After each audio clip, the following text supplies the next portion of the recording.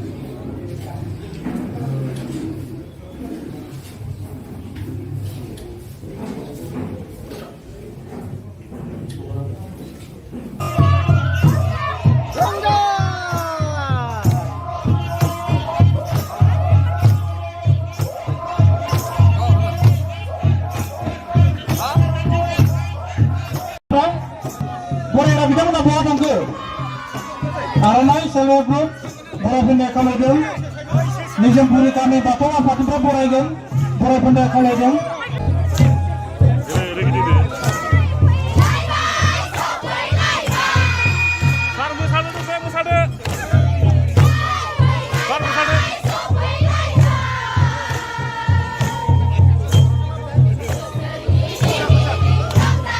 जोङो खामानि मावनो आखायाव लादों गोलाव सम जोङो सोमावसारबोबाय बर' माहारिनि सोमावसारनायाव सनितपुर बिश्वनाथ आसामनि दाब दाब डिस्ट्रिक्ट गुबुन गुबुन जायगानि गासैबो बर' फिसाफ्रा बाहागो लाबोदों बिनि गेजेराव सनितपुर बिश्वनाथनि बर' फिसाफ्रा गोबां खस्थ' सहायनांबोदों मालाबा एनडिएफबिनि सोमावसारनायाव मालाबा एबसुनि सोमावसारनायाव आरो गुबुन गुबुन सोमावसारनायाव जथेस्थ' खस्थ' जाबोनो गोनां जादों आरो आं होआखै नों होदो होयोबा होदो खनले फैदों जेब्ला बे बाटासिपुरथिंजाय बे खैलाजुलिथिंजाय गुबुन गुबुन ओनसोलफ्राव बायदिसिना थासारि जादोंमोन बे समाव आं फैदों धिमाजुलियाव जेला गोबां थासारि जादोंमोन बै समावबो फैदों आरो बै समनिफ्राय दासिम सनितपुर आरो बिश्वनाथ जोंनि आइ आफा रायजो राजाफोरनि जेंनाखौ आं मोजाङैनो मिथिगौ आरो बै समाव जोङो थांखि लादोंमोन जे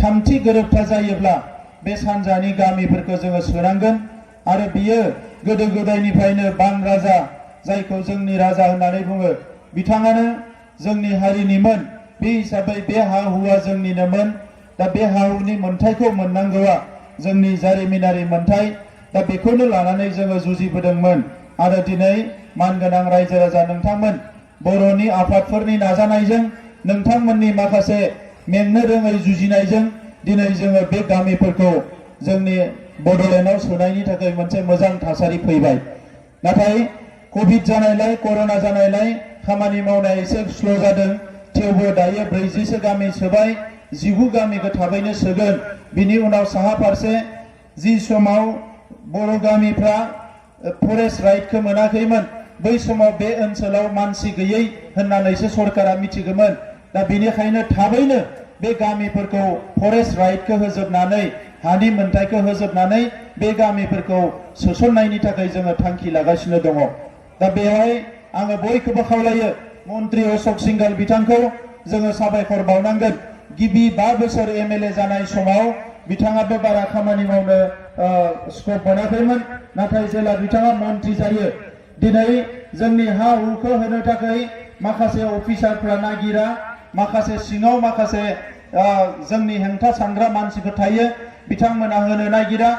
नाथाय बिथाङा जोंनि पेपार्सफोरखौ, जोंनि लेखाफोरखौ नागिरबाय थानायफोरखौ बिथाङा गोख्रोङै मोनसे थांखि लानानै दिनै दुलाराय बर' फरायसा आफाद आरो दिनै अशोक सिंगाल जों बयबो जों नाजानानै दिनै बेवहाय सनितपुर जिल्लायाव 3137 गामि नखरा अलरेडि हानि मोन्थाइखौ मोनबाय आरो बिश्वनाथ जिल्लायाव 9119 फेमिलिया दिनै हानि मोन्थाइखौ मोनबाय।